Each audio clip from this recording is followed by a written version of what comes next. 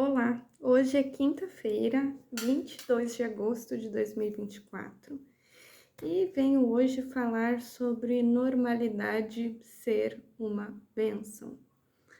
É simples, é direto, mas é importante porque às vezes existe um hiperestímulo de um estilo de vida sensacional, constante e assim, paradigmático, assim, que muda, que tem um efeito dopaminérgico constante. E a vida, ela não é assim.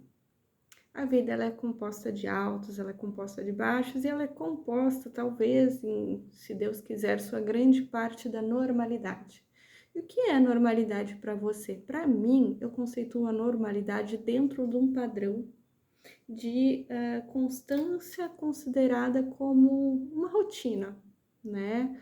Uma rota para um caminho de normalidade. O que a gente, como adultos, faz, né? A gente assume responsabilidades, a gente tem horários para cumprir e possivelmente a gente tem trabalho a entregar para ter um retorno da sociedade pelo propósito que a gente está exercendo. Meu propósito atualmente é prover pesquisa científica produtiva para a área econômica do estado do Rio Grande do Sul, para que o governo possa trazer informações precisas a respeito dos setores econômicos que ele atua e, com isso, enriquecer a população. Então, é um retorno do que a população no funcionalismo público me paga. E é evidente que o meu papel ele é micro dentro de um contexto macro e muitas vezes é assim mesmo, né? A gente tem uma atuação limitada à nossa circunscrição, à nossa capacidade de gerência dentro das pessoas que estão ao nosso redor. E o trabalho impera na vida adulta um papel muito grande. Mas acima dele estão as nossas relações familiares e sociais. E dentro delas existe uma concepção de normalidade de saúde física e mental. Então, se a gente estiver muito estressado, muito frustrado em relação ao trabalho, isso vai se refletir nas nossas relações afetivas, amorosas, sociais. E o contrário é verdadeiro se a gente estiver com problemas familiares de saúde, de desavenças, de frustrações, isso se reflete. E todo esse combo tem um amor próprio, né? Então, o amor próprio se agarra na capacidade, às vezes, de um encapsulamento de situações. O que eu quero dizer com encapsulamento de situações? Às vezes tem uma situação aqui do trabalho, um problema no trabalho, né? Uma situação, não consegue entregar um produto que você precisa entregar, ou tá tendo dificuldades, ou teve divergências com colegas de trabalho. E aí tu chega na tua casa e tu meio que encapsula essa questão, porque tu não quer necessariamente esgotar essas relações por conta de uma outra situação. Então, às vezes, a gente tem a gestão da emoção, que é essa nossa capacidade de conseguir isolar situações para não alastrar todo o nosso redor em problemas.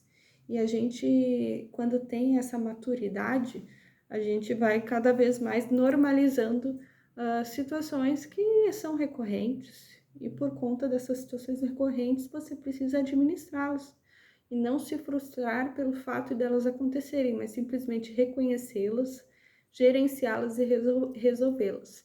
Esse é um olhar muito racionalista, né? Eu sei que as emoções, elas nos imperam muitas vezes, mas o ideal é a gente estar no controle das nossas emoções, de um olhar maduro, preciso, mas tem situações sim que vão nos tirar do eixo emocional e que a gente precisa reconhecer e a gente não vai encapsular essa situação. A gente vai alastrar ela para todas as esferas da nossa vida. E tirar dessa informação super global que eu trouxe, né? Vou trazer um exemplo pessoal. Minha mãe hoje falou: filha, talvez eu esteja com flebite. Essa informação para mim é nova, mas basicamente é um problema vascular que pode gerar uma embolia pulmonar. Então, você faça uma pesquisa para entender a potencial seriedade e gravidade do que ela me trouxe. Então, notoriamente no meu trabalho eu já liguei para ela, mãe, e aí vamos marcar o médico, porque depois tem que ver com o cardiologista, porque isso é um assunto de saúde, isso é um assunto que eu não vou encapsular. Se minha mãe não estiver bem, isso vai se alastrar para os meus outros sentimentos. mas eu consigo gerenciar algumas questões, como ajudá-la a agendar o médico, como acompanhá-la se necessário, porque ela tem meu pai e ela é idosa, mas ela tá com 65 anos, então ainda tem condições de dirigir, de autonomia plena, mas que é um ponto de alerta. Outro exemplo é quando eu discuto com meu namorado, que acontece, por sinal. Pode ser que eu não reflita, que eu não fale e eventualmente consiga, em parte, encapsular. Mas uma outra parte de mim vai ficar mais ineficiente, vai ficar mais prostrada.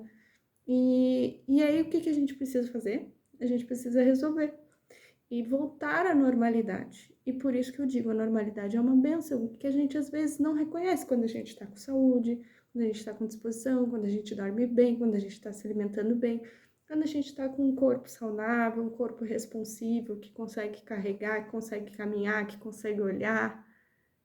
São as normalidades que deveriam ser bênçãos e deveriam ser reconhecidas como tal, mas a gente não, na nossa postura meio egocêntrica, meio ambiciosa, às vezes a gente não consegue olhar para isso com um panorama de respeito. Respeito mesmo, porque a nossa vida ela é inconstante. Então, quando a gente está num panorama de normalidade, a gente pode reconhecer como uma bênção e não só esperar a viagem fantástica, que por sinal, tudo bem planejar, executar, realizar. Mas que a gente não se exima, né, não negligencie o potencial de bênção que é estar tudo normal. Beijo.